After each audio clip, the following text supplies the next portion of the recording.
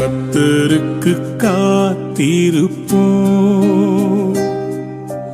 வெட்கப்பட்டு போவதில்லை.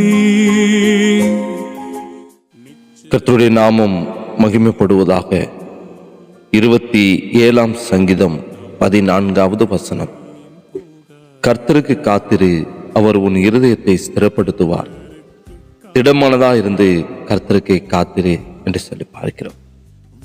கிறிஸ்துவுக்குள் அன்பான தேவனுடைய பிள்ளைகளே, தாவீது ராஜா தன்னுடைய வாழ்க்கையிலே பலவிதமான நெருக்கப்படுகிறதான சூழ்நிலையிலே தன்னுக்கு விரோதமாய் வந்ததான எதிரிகள் மூலமாய் பயமும் அச்சமும் கொண்டவராக பலவிதமான போராட்டங்களுக்கும் மத்தியிலே அவர் எழுதினதான ஒரு சங்கீதத்தின் ஒரு இறுதி பகுதி தான் நான் வாசித்து கேட்டதான இந்த வார்த்தை, கர்த்தருக்கு காத்திரு, அவர் உன் இருதயத்தை ஸ்திரப்படுத்துவார்.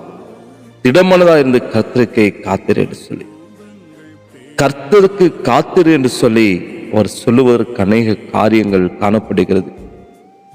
கர்த்தருக்கு காத்திருப்பது என்பது சும்மா இருப்பது அல்லது சோம்பேறித்தனமாக இருப்பதல்ல. இது நம்பிக்கையோடு கூடிய ஒரு எதிர்பார்ப்பாகும்.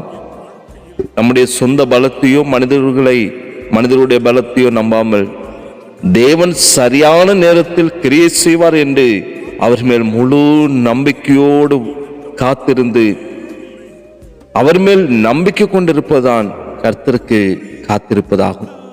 தாவீது இந்த வார்த்தையை, இந்த வசனத்தை முதலிலும் முடிவிலும் 2 முறை பயன்படுத்துகிறார், கர்த்தருக்கு காத்திரு என்று சொல்லி. இதன் முக்கியத்துவத்தை அவர் அறிந்தவராக, தன் வாழ்க்கையிலே ருசி பார்த்தவராக அவர் மீண்டும் வலியுறுத்தி சொல்லுகிறார். உன் இருதயத்தை ஸ்திரப்படுத்துவார் என்கிறார்.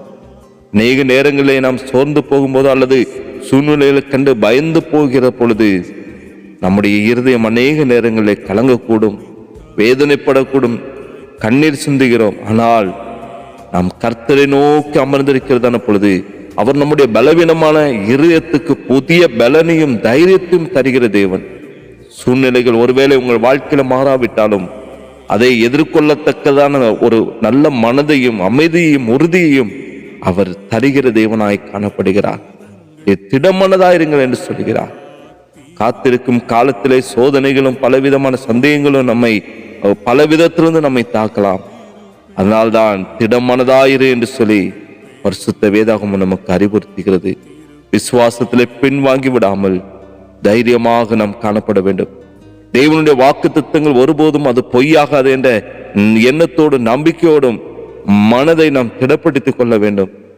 கண்பான தேவனுடைய பிள்ளைகளை, பிரச்சனைகளை கண்டு சோர்ந்து போகாமல் கர்த்தர் மேல் முழு பாரத்தையும் வைத்துவிட்டு அமைதியாக தேவ சமூகத்தை நீங்கள் காத்திருக்கிறதான பொழுது உங்களுடைய உள் மனதை பலப்படுத்துகிற தேவன் உங்கள் வாழ்க்கையில நிச்சயமாக வெற்றியை தருவார்.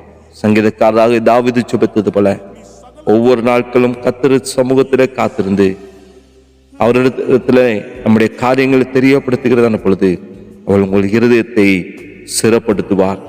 திடமனதாக இருக்க கர்த்தர் கிருபை செய்வார். ஆகினாலே தேவ சமூகத்திலே காத்திருங்கள். நிச்சயம் கர்த்தர் உங்களை பலப்படுத்துவார், ஸ்திரப்படுத்துவார், உங்கள் வாழ்க்கையில் நன்மையான காரியங்களை செய்வார். ஜெபிக்கலாமா?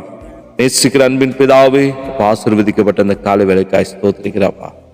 இதுக்காக தாவீது அவர் தன் வாழ்க்கையிலே உம்முடைய திருப்பாதத்துல காத்திருந்தது போல நாங்களும் ஆண்டவர் ஒவ்வொரு நாட்களும் உம்முடைய திருப்பாதத்துல காத்திருந்து எல்லா விதமான நன்மைகளையும் விடுதலையும் ஆசீர்வாதத்தையும் பெற்று உமக்கு வாழ தகப்பனை அவருக்கு கிருபை செய்து வழி நடத்துங்க, ஆசீர்வதிங்க.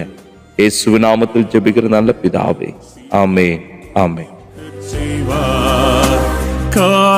காத்திருப்பேன், காத்திருப்பேன், அற்புதங்கள் பெறும் வரை காத்திருப்பேன், காத்திருப்பேன், காத்திருப்பேன், அற்புதங்கள் பெறும் வரை காத்திருப்பேன்.